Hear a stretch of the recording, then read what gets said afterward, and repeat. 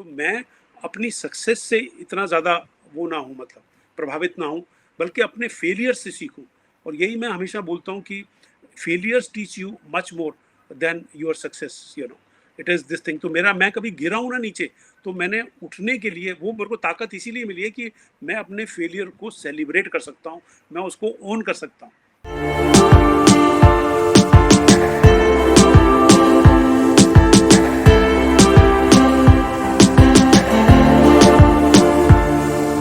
ऐसा लगता है कि आपने इतने सारे डाइवर्स रोल्स किए और जिसको हम हिंदी सिनेमा में घिसाई बोलते हैं। हुँ, इतना इतना काम करने के बाद आप इतने अकम्प्लिश्ड प्रोफेशनल्स हैं, you know everything about cinema, every every craft के बारे में आपको बहुत अच्छे से मालूम है। क्या इसकी वजह यही थी कि आपकी जो इंटर्नशिप है, आपकी जो ट्रेनिंग है, आपकी जो इंटरेक्शंस हैं बड़े-बड़े दिग्गजों के साथ, आप यू बिगैन विद इब्राहिम अल खाज़ी और आपने बलवंत गार्गी साहब के साथ प्ले किया, फिर शेखर कपूर थे, जावेद साहब, बोनी कपूर जी, जिन सबके साथ आपने काम किया। क्या ये association, interaction, internship, how do they mean to you today? कितनी ऑफ़ वैल्यूएबल कोर्स थी? ऑफ़ कोर्स आपका आपकी पाठशाला, आपका स्कूल, आपकी जो सोहबत होती है, किन लोगों के साथ आपका उठना-बैठना है, क्या आप कहाँ से ग्रहण कर सकते हैं, इंटेलेक्ट या समझ या सूझबूझ या टैलेंट, ये तो बहुत बहुत आवश्यक होता है कि आप किन लोगों के साथ एक्चुअली इंटरैक्ट कर रहे हैं। और मेरी किस्मत थी कि मैं at that age I was interacting with a great writer like Javed Akhtar, और great mind like film maker like Shekhar Kapur, और इब्राहिम अलकाजी साहब के साथ पढ़ा। लेकिन कुछ अपने अंदर भी होता है असल में, है ना? अपने अंदर ये होता है कि आप, है ना, बहुत जल्दी लोग, है ना, खुश हो जाते हैं। आज मेरे को नियरली 40 साल होने वाले हैं, मतलब, है ना, 79 में मैंने काम करना शुरू किया, आप कह सकते हो।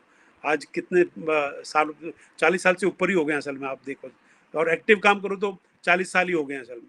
लेकिन मैं ना कभी भी, मनोज जी, मतलब मैंने अपने फेलियर को फिर भी सेलिब्रेट किया। मैंने अपनी सक्सेस को कभी सेलिब्रेट नहीं किया। आपने कभी नहीं देखा होगा कि मैं आज 12-13 पिक्चरें बड़ी-बड़ी डायरेक्ट कर चुका हूँ, 150 पिक्चरों में काम कर चुका हूँ।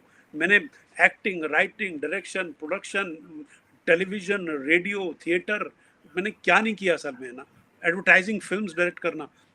बट मेरे को लगा कि मैं ज़िंदगी में ये करना चाहता था, भगवान ने मुझे वहाँ पहुँचाया, तो मैं अपनी सक्सेस से इतना ज़्यादा वो ना हूँ, मतलब प्रभावित ना हूँ, बल्कि अपने फेलियर से सीखूँ।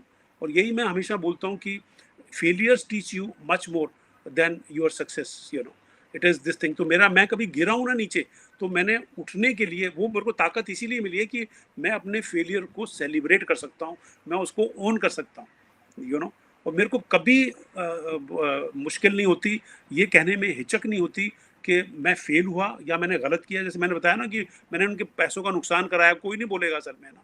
मैं जब 25 साल हुए थे, रूप की रानी, चोरों को राजा, which was my first film, और फर्स्ट फिल्म ऐसी भव्य फिल्म, इतनी बड़ी पिक्चर मेरे को डायरेक्ट करने की मिली at that age, you know to to उनका फेथ था, जावेद साहब का फेथ था, बोनी का फेथ था, अनिल का फेथ था, श्रीदेवी का फेथ था, यू नो लक्ष्मीकांत प्यारेलाल का म्यूजिक, मतलब what team I got, you know और अगर अगर मैं उसमें फेल हुआ तो मैंने उस फेलियर को, जब 25 साल हुए थे, मैंने बोनी से सॉरी मांगा था, मैंने सोशल मीडिया पे, कि I am sorry, 20 we are celebrating, but I am proud of that film, and you know but I am sorry for giving such a big disaster, it is all my responsibility. So मेरे को इस चीज़ से शायद यही चीज़ मुझे ज़िंदा रखती है असल में, और यही चीज़ मुझे आज भी काम करा रही है। आज भी मैं वेब शोज़ में काम कर रहा हूँ, आज भी मैं फ़िल्मों में काम कर रहा हूँ, आज भी मैं डायरेक्ट कर रहा हूँ, आज भी मैं प्रोड्यूस कर रहा हूँ असल में। मैंने ए बिलियन कलर स्टोरी जैसी मैंने अपना चेंज किया है। ए बिलियन कलर स्टोरी जैसी पिक्चर मैंने प्रोड्यूस की, व्हिच वन 16 इंटरनेशनल अवार्ड्स, और I travel all over the world. एक black and white film with a new director, या फिर मैंने अपना एक हरियाणवी फ़िल्म बनी जिसको इस बार नेशनल अवार्ड मिला, या मराठी फ़िल्म बनाई, या मैंने अभी कागज़ बनाई है, विच सलमान खान और हमने मिलके बनाई है, सलमान खान की कंपनी ने उसको प्रेज़ेंट किया असल में, पंकज त्रिपाठी के साथ। Such an important film that I have the capacity, and I believe in that to change yourself and adapt yourself towards time is much more important, which I've been doing all these years, you know. Brick Lane जैसी आई picture में think performance करना, आप हुँ, जो British film थी 2007 में, you know. Satish ji, you have adapted yourself very well and kept pace with the times. You know आपने बहुत सारे लोग जो आपके साथ के थे जो शायद एक्टिंग पर रुक गए, मगर आप चलते गए direction, production, you became a producer, you are a writer. जो अभी आपने नाम लिया बिलियन कलर स्टोरी, ये बहुत आसान नहीं होता है नॉर्मली उन लोगों के लिए जो मेन स्ट्रीम सिनेमा से आते हैं और अपने आप को अडैप्ट करके इंटरनेशनल इंडिपेंडेंस का पार्ट बन जाए। You did it so well. Satish ji, आज जो लोग हैं जो इंडस्ट्री में एंट्री पॉइंट पर खड़े हैं, आपका अगर उनको मैसेज होगा तो क्या होगा? जो लोग यहाँ एक्टिंग करने के लिए आना चाहते हैं या डायरेक्शन के लिए जगह बनाने की कोशिश कर रहे हैं, what should be the entry point and what should be the kind of learning you would suggest to these people? My suggestion to them is then today, field is so vast and field is so open. There are so many opportunities. There is so much of free mind.